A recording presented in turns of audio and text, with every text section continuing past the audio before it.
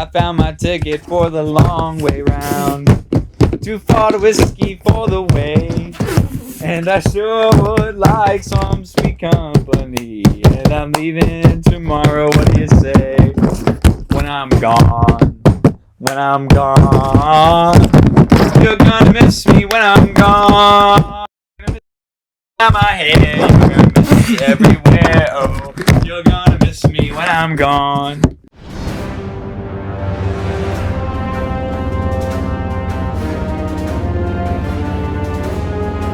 What is up, everybody? Welcome back to the 1313 podcast, the most mediocre podcast in the Star Wars universe. Are you using that as Welcome the back, intro? all you Regs and all you Shinies. Welcome to the podcast. I'm Tommy. I'm Jacob! And welcome back to another podcast episode, everybody. I'm sorry I had to bless your ears with that lovely rendition of the Cup song from Pitch Perfect. But yeah. So, everybody, welcome to another podcast episode. Jacob, let everyone know what our housekeeping is for the day. Subscribe to the YouTube channel. Press that big red button down below. Also, make sure that you absolutely domestically assault that like button.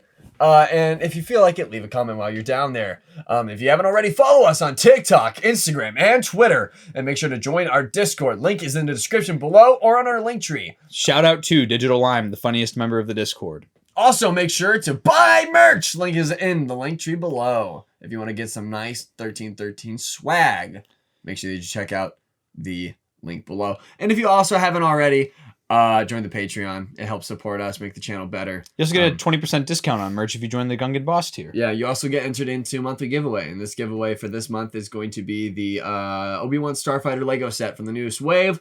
So if you want to get your hands on that for a meager $13, make sure that you join the Patreon.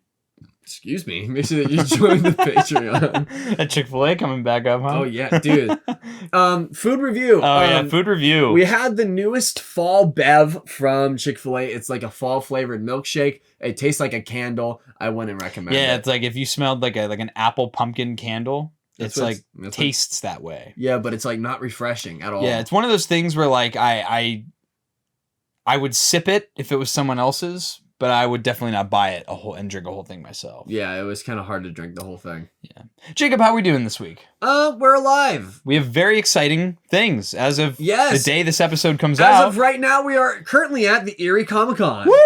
So, to all of those that are coming up to see us, Skywalker Hendricks, Hunter Schultz, Ben Taylor, Watermelon Outpost, and collectibles guy from Hybrid Toy Reviews. If you are seeing this, thanks for coming out, guys. We really appreciate it. And to any new subscribers who met us at the con, hey, what's going on? Welcome to the channel. Welcome to the channel. I'm so glad that your first impression of a new video is Tommy bombarding your eardrums with the Cup song. Yeah. Sometimes we just have those weeks where like we're trying to figure out an intro and one of us will just go and we just start doing an intro bit and it just kind of happens.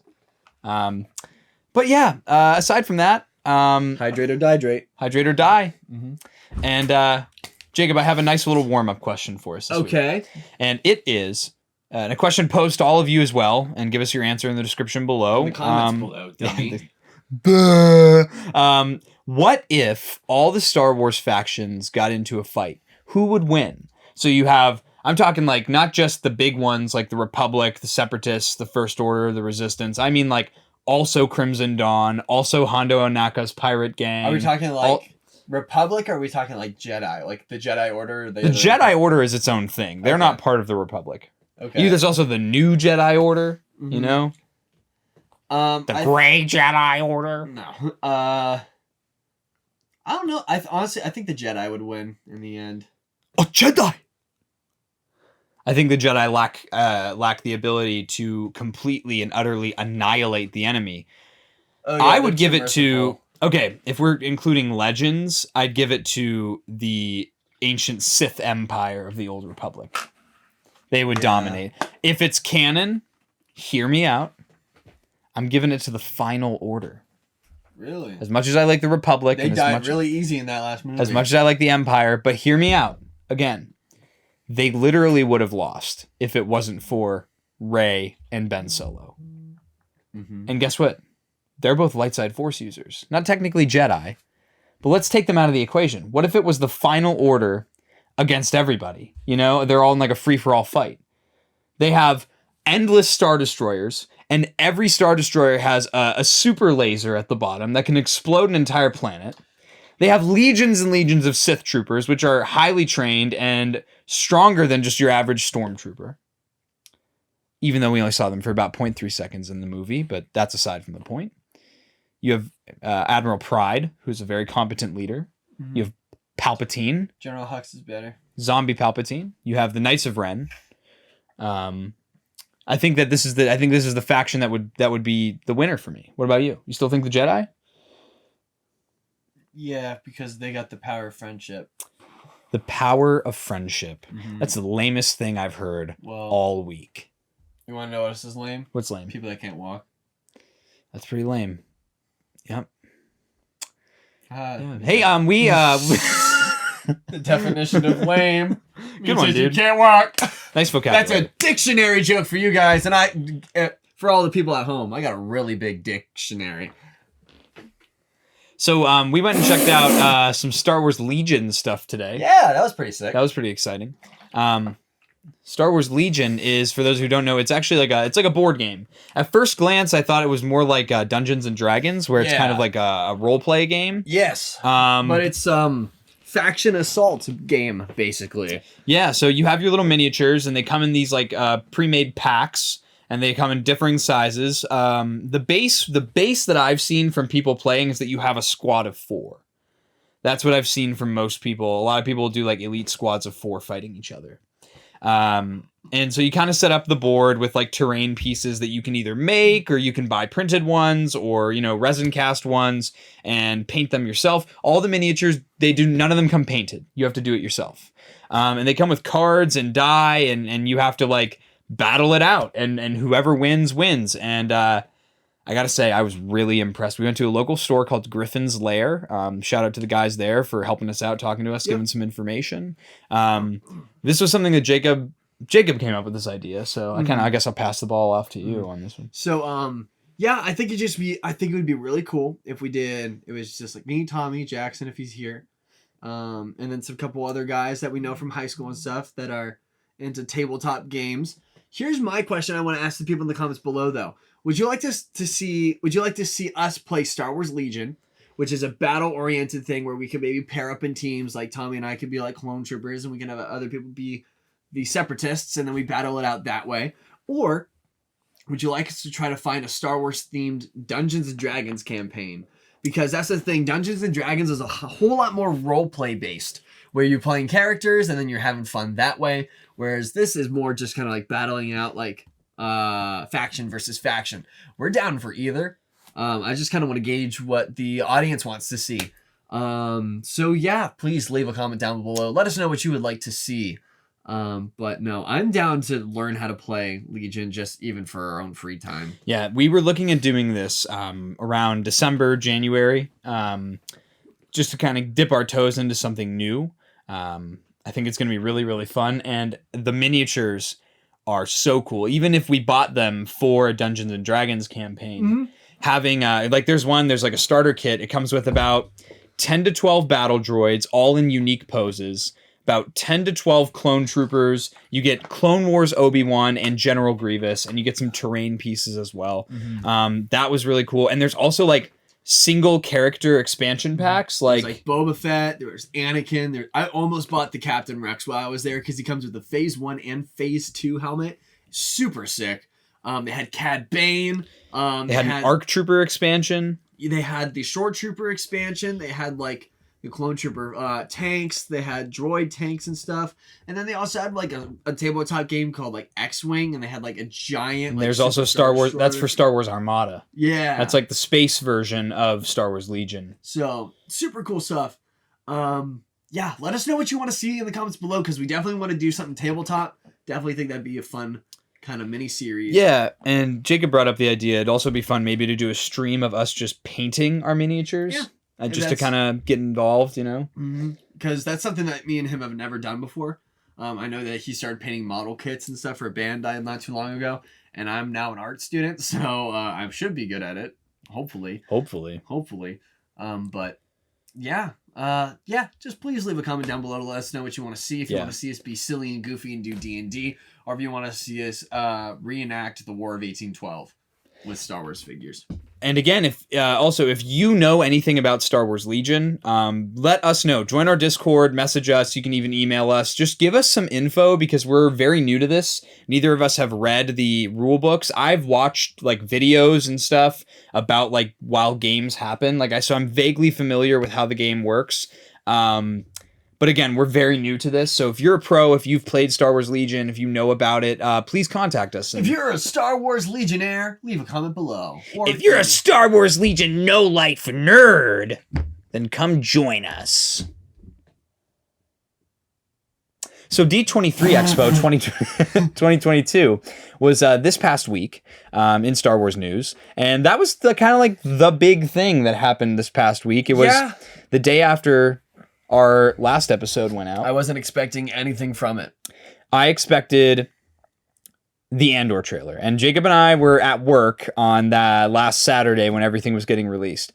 And for about, almost 30 minutes, it was just the Andor trailer, right? Yep. Almost 45 minutes, right? Mm-hmm. So the Andor trailer got released. It had, a couple new shots.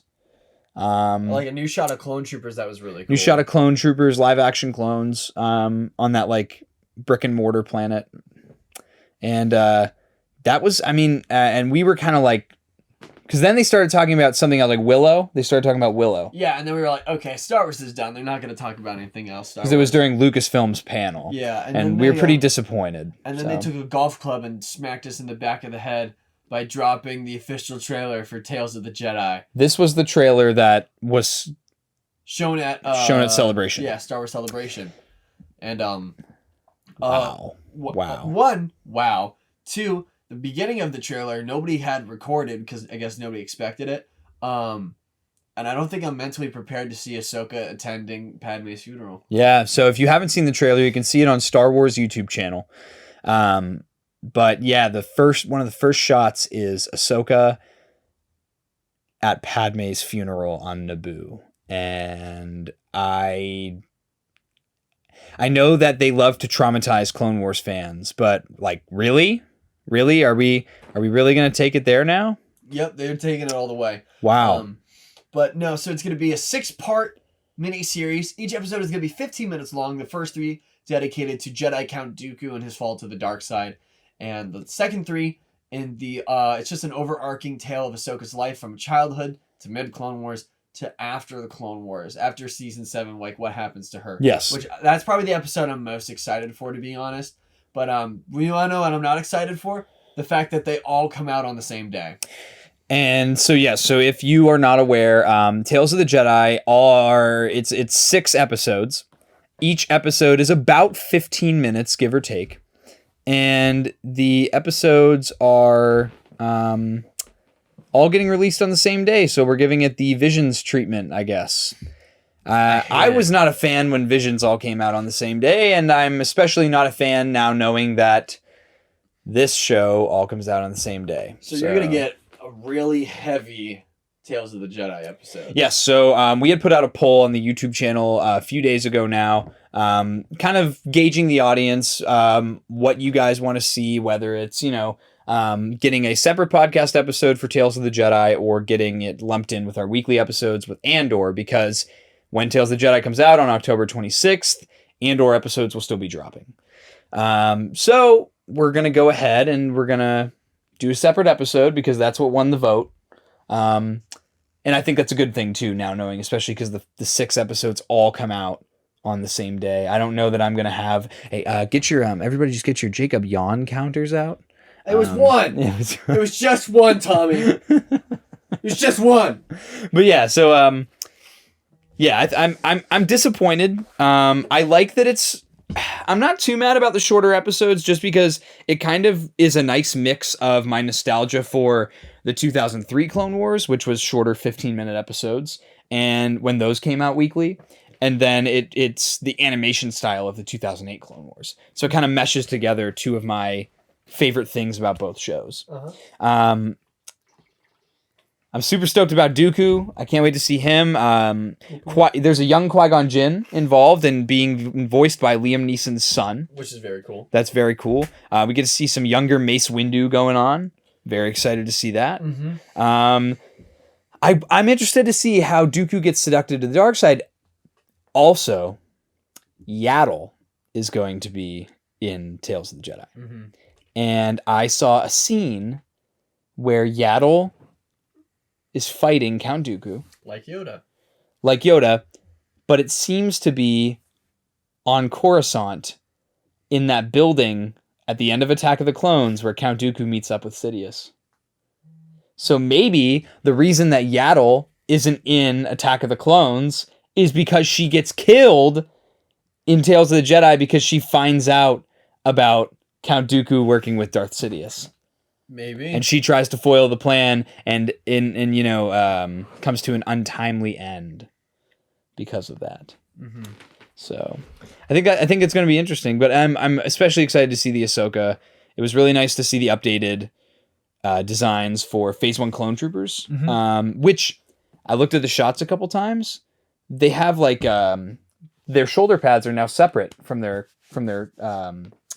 forearm armor now. I mean remember in the Clone Wars how what did I say, the shoulder? Yeah. So remember in the Clone Wars how the elbow piece was connected to the forearm piece?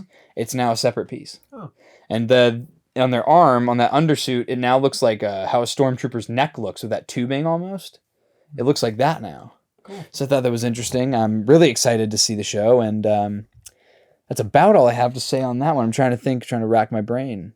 No. Obviously, the new Inquisitor looks super cool, and I am interested to see... It's Reaper from Overwatch. I'm interested to see how soon this is after Season 7 of the Clone Wars, because how quickly did they get these Inquisitors pumped out? Maybe it's been years. Maybe it hasn't. Either way, I'm super excited to have Ashley Eckstein back as Ahsoka. Yes.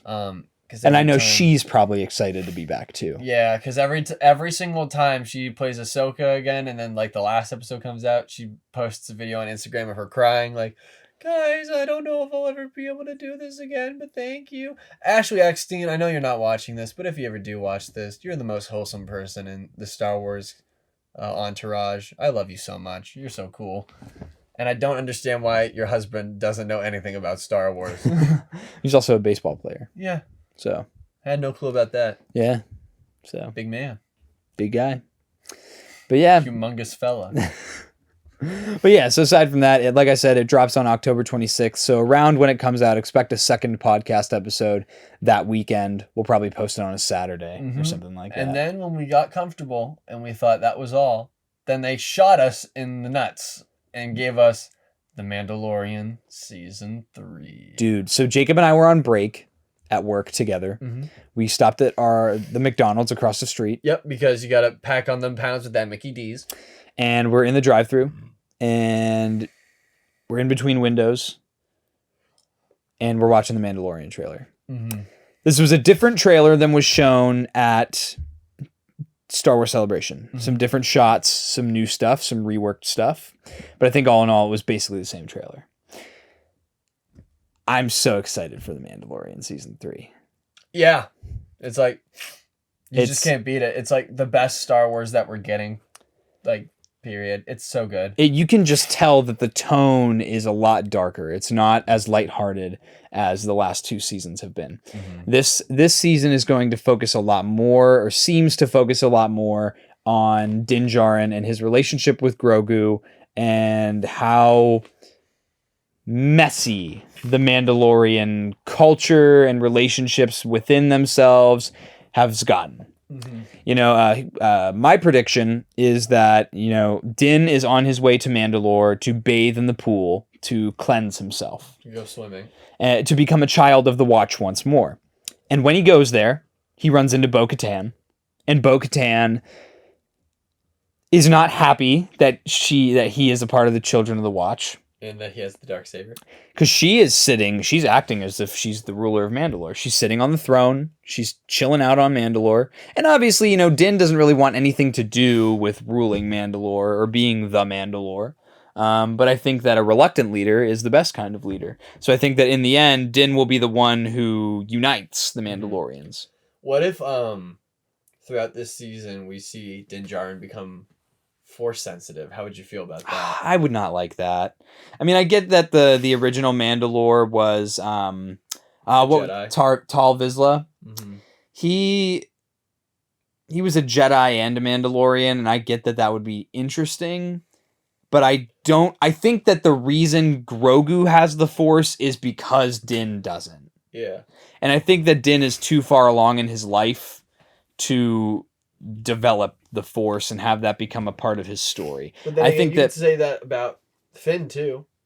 Yeah, but I also think that Finn's story is much more centered on the Force, whereas Din's story, Din and Finn, Din is much more focused on finding his place and finding belonging and finding a sense of family, which he's found with Grogu, but now he has to find a sense of belonging in these warring Mandalorian factions, because I am going to predict that we're going to see a Mandalorian civil war in Season 3 in full effect. There's going to be a battle between the Mandalorians. Or at least the ones that are left. Yeah, the ones that are left. So you're going to have the Night Owls, Bo-Katan's loyalists that are hanging out on Mandalore.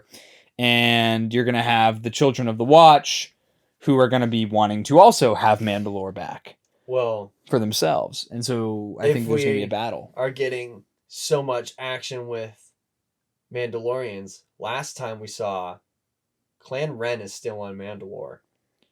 Yes, after the Great Purge. So we might be seeing Sabine in this. And that leads me to another prediction that the Ahsoka show is a spin-off of The Mandalorian. Like, we know that. It's a spin-off of The Mandalorian because of the Ahsoka It's a spin-off episode. of Rebels. Kind of both. The timeline is going to focus on where Rebels left off, but this show is only happening because of The Mandalorian. Mm-hmm. And I think that the way that this is going to play out is we are going to see at least one of these three characters in The Mandalorian Season 3, because Moff Gideon is coming back. Mm-hmm. Giancarlo Esposito. Giancarlo Esposito. Also, another side note, Giancarlo Esposito is another one of the most amazing people that have been brought on to Star Wars. He's so funny, and like half the time I know he has no idea what he's talking about, but he's just happy to be there. So yeah. Love you, Giancarlo Esposito. He said that Moff Gideon is going to come back at D23 Expo. And so now we know that the Empire is going to be involved once again in the story of Din Djarin. So I think that could bring us into perhaps some information on Grand Admiral Thrawn. I think that we're going to see definitely Ahsoka again. And almost more plausible would be seeing Sabine Wren in Season 3 of The Mandalorian. I think that Sabine Wren will be the one who helps Din learn how to use the Darksaber effectively. Yeah, because she learned from Kanan. Yeah, and she would be the one, really the only one who knows how to wield it. I'm sure Bo-Katan has an idea, but she's not skilled with it, I would imagine. Mm-hmm. But yeah, Sabine is proficient with the weapon. She killed Gar Saxon with it. Mm-hmm. So I think that she'd be the perfect person to teach Din. And I think that her clan would also be the ones that would try to be in the middle. Even though they're friends with Bo-Katan, I think they would try to be more neutral during this conflict. Yeah. And then, is that all you had to say on Mando Season 3? Or I was going to keep going. Oh, okay. Yeah, I just am excited to see this civil war that's happening. And I'm excited to see where the relationship between Din and Grogu goes. Because now, because of the Book of Boba Fett, we see that Grogu is much more self-reliant. And he's not going to be the baby that gets coddled and carried everywhere. What if he speaks? What if he starts saying words? What if he just says, Dada? Grogu sets down on the ground and says, quote, "Where are the white women at?" And everyone just, their jaws drop, and then the season ends. It took me a second to digest what you just said. No, Grogu's going to be like, Dada, and then like the whole and then it's gonna be like Season 3 airing in like 2026, like in Shrek the Third, where Shrek is having that nightmare about having children. Dada. And I like the update to the theme they had on this third season. A lot more drums. Felt like little tribal, yeah. And I think that is directly tied to the conflict with the Mandalorians. But I'm stoked. I think this is going to be great. But yeah. And then there wasn't a whole lot of news on the Ahsoka show. They kind of had Oh yeah, and Mando season 3 releasing 2023. That's all they said. So I think it's going to be maybe the first episode will release May 4th, or they'll wait till Christmas, which I would hate. But yeah.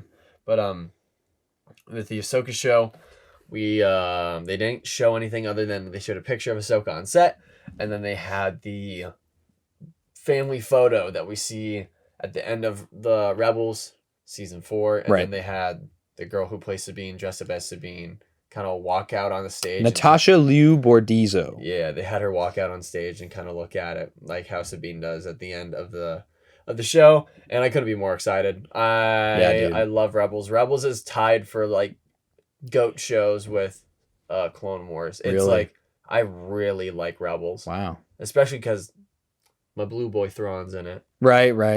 I think Thrawn could show up in Andor in the first few episodes. It would be interesting if he did. Maybe just in the background. But yeah, I would be hype. I would be down for that to happen. I want though for the Ahsoka show. I think it would be really nice to see Anakin's Force Ghost talking. It's gonna happen. It's gonna happen. It better happen. No, I'm not gonna say it better happen because that's an unreal expectation. It would be nice though. It'd be really cool. But yeah, and the Ahsoka show also releasing 2023. I would imagine that would be the show that comes out at the end of the year at 2023. Yeah. That's what I would think, but who knows? We'll find out. And then finally, you know how last week we said that we were going to do 2 episodes a week because the Bad Batch season 2 is going to be coming out basically in 2 weeks. They lied. You agreed to stay away. I lied. Brief mention was made that the Bad Batch season 2 is getting delayed to January 4th, which again isn't that far away. Andor's gonna be able to tide us over pretty much all the way to it, which is gonna be nice. Yeah. That we don't have to like watch 2 shows going on at the exact same time. But yeah, it's delayed. It's sad. I was really looking forward to it, but oh well. As a viewer, it's just really frustrating. If I'm being honest, like if you think about how many times Disney will just delay, I don't know if it's Disney or if it's Lucasfilm, but the companies will just delay these Star Wars projects. This doesn't happen with Marvel projects. This doesn't happen with other stuff. I wonder what it is about Star Wars projects that they delay them, because Andor could have been ready for September, like the beginning of September. The Bad Batch is done. It could be ready. I don't know why they're delaying these shows. What is going on behind the scenes is my wonder. Why they're doing this. Well, one, I think they just had some probably either like last minute reshoots or last minute just like effects, things that like needed to be done. So say like in Mando season 2 for the Luke Skywalker effect, that would be a must postpone to finish that effect. Right. I think Star Wars values its quality in filmmaking more than Marvel does. Marvel matters on pumping out as much as they can. Right. For some damn reason. And I think it's killing the company. Bro, turn off your buzzer. My buzz. It's killing the company, I think. People are less happy with the way Marvel looks. And people are less happy working for Marvel, especially VFX houses are speaking out about how it's a nightmare to work for them because they have like unreal deadlines and time expectations. frames. That's what again, Star Wars is cool because I think they push the boundaries of filmmaking. And if one of those boundaries that needs to be pushed is creating a good, safe work environment for your employees to create better artwork and a better product, then so be it. It's what we're experiencing now with video games. Video games are getting delayed all the time, but it's to produce a better product. And yeah, it sucks having to sit around and wait for it. But in the end, the product is going to be better. So might as well wait. So I think Marvel needs to pump the brakes on what they're doing. I think for at least phase 5 or 6, they need to slow down because they're not slowing down for phase 4.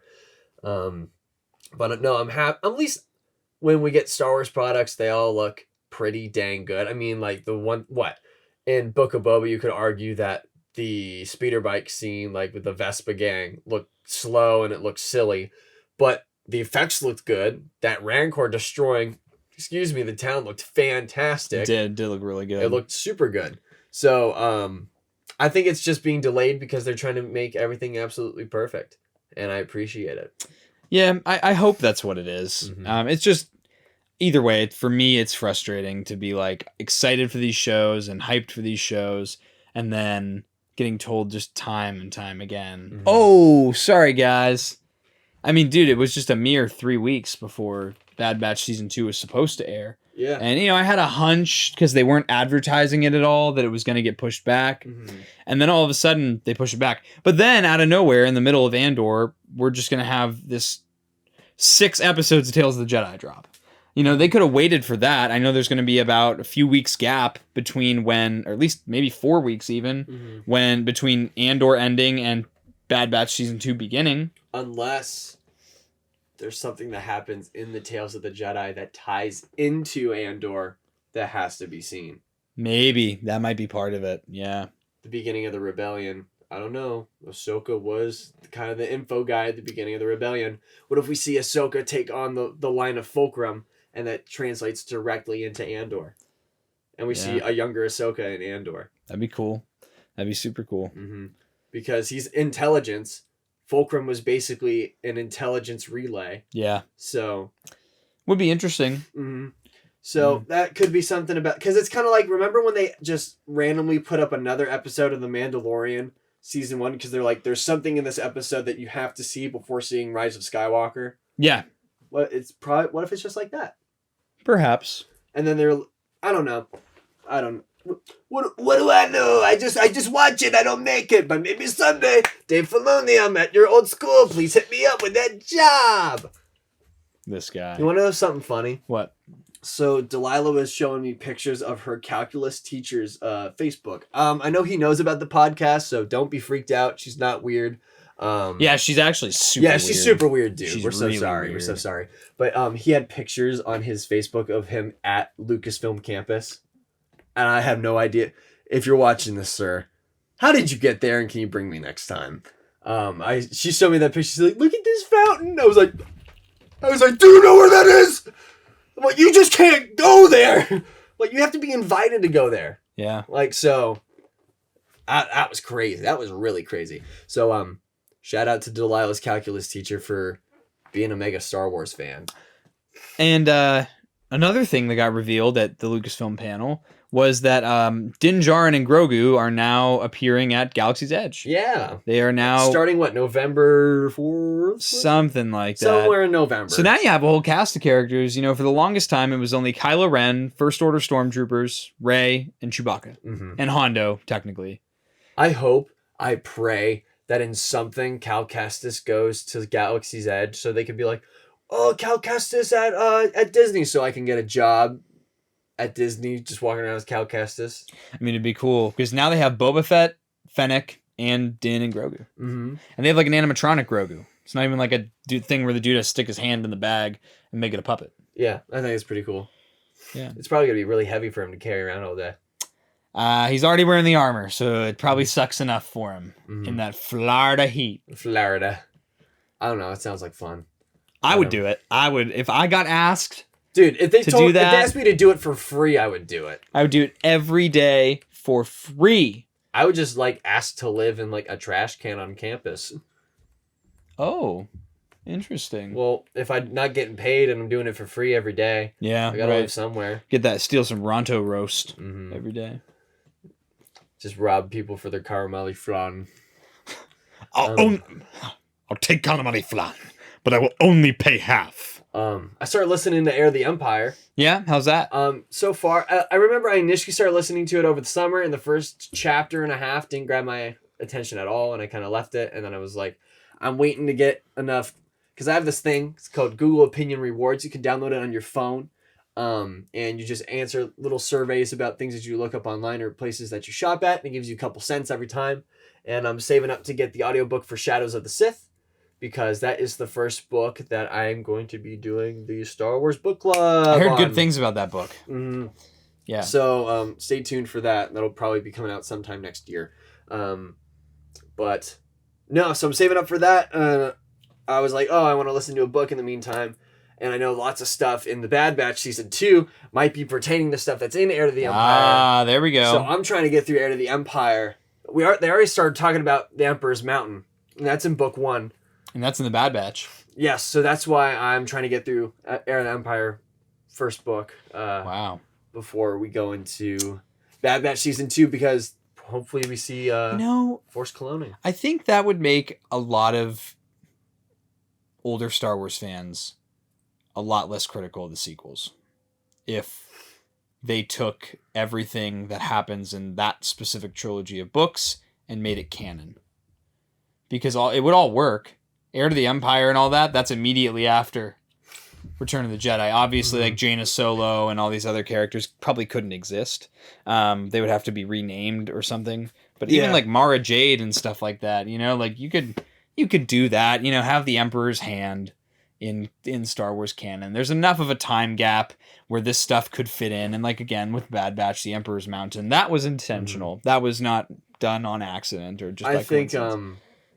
I think some stuff would work. Some stuff would definitely work. Some stuff would not work if you just completely made Heir to the Empire canon. The Salamari, though? The Salamari? The Islamari. That's what it's called? That's how it's pronounced. Islamari? Islamari. I feel like an idiot for pronouncing it wrong this entire time, but it's Islamari. Or that's at least how Mark Thompson pronounces it in the reading of Heir to the Empire on Audible. But he gets paid by Lucasfilm to read it, so I assume that that's correct. Islamari. Thank you for telling me that. Now I don't feel like a dum-dum. But yeah, I think that could be something that works in canon, something that basically turns off your force powers. Well, that was one of the main things that they made not canon, was because it didn't make... I guess they didn't like the thought of having something that could close itself off from the force. Well, what if it's from wild space? What if it's from the unknown regions? It's not. Where's it from? Just a planet on the outer rim. Oh, that's stupid. Yeah. No. So, well, they could change it in the new canon. They could say, like, this creature is from where Thrawn is from, Well, and then Thrawn in Heir to the Empire has been part of the Empire since the age of the Old Republic. Oh. And so there's the Jedi clone, or they call Sith Jedi in this, because Sith didn't have a name yet. So it's called Drill Sabayoth, I think is his name. Drill Sabayoth. And he was a Jedi in like the Jedi Order, but Thrawn was like, yeah, the Emperor had me kill him. So I know that that's a clone. That's not the real Drill Sabayoth, because I've been doing the Emperor's bidding since the Clone Wars, basically, is what he's saying. They didn't call it the Clone Wars. Yeah, right. So I didn't like the thought of Thrawn kind of always being Team Empire. And present. Yeah. And also Thrawn doesn't he's not just a tactical mind. He can read people's minds. That's weird. That's literally... So he's force sensitive, but not force sensitive. Yeah. So I read about it from before, but then I was like, I'm not because I didn't read it. I was like, I'm not going to believe it.